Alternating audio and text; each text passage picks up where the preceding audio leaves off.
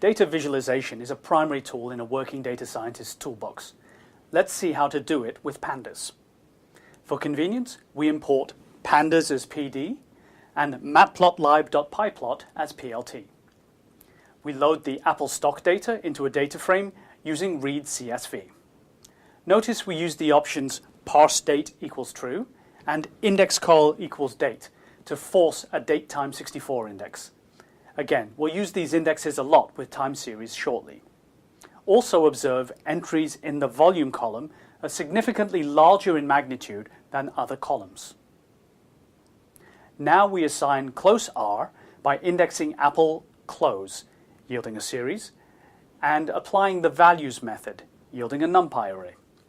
Remember, the command plot can plot NumPy arrays or lists, and the command show must be executed to make the plot visible. This is the resulting plot of the stock close prices.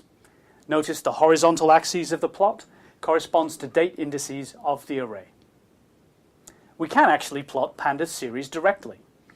We assign close series from Apple as a series and call plot with close series as an argument. The result is a similar plot, but a bit nicer.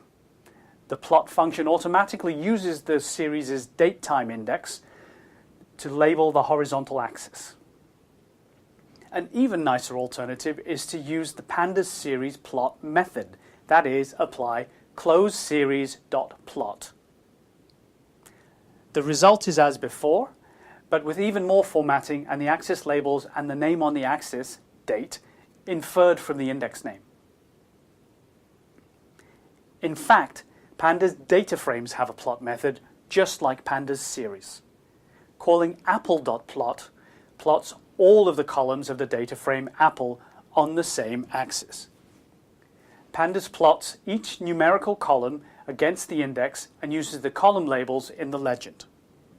However, on this scale, we can't see all 5 line plots because one is so much larger than all the others.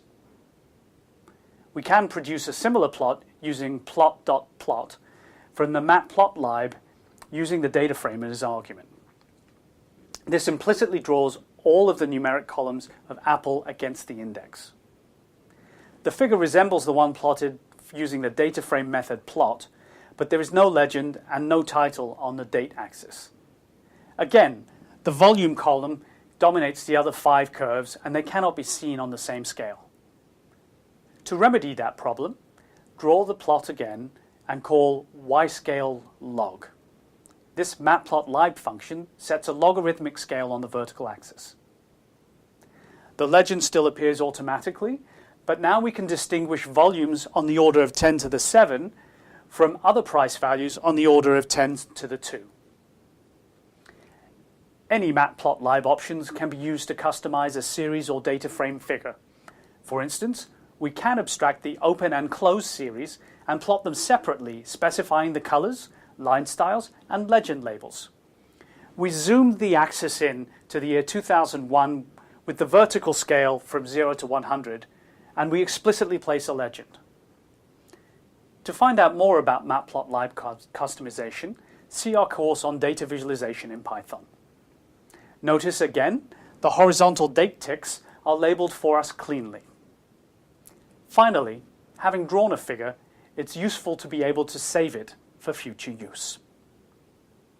To obtain the preceding plot, we slice 4 columns and the rows corresponding to 2001 through 2004 inclusive from the Apple data frame. We'll learn more about time series splicing later. We generate a plot and apply the savefig method to preserve the plot.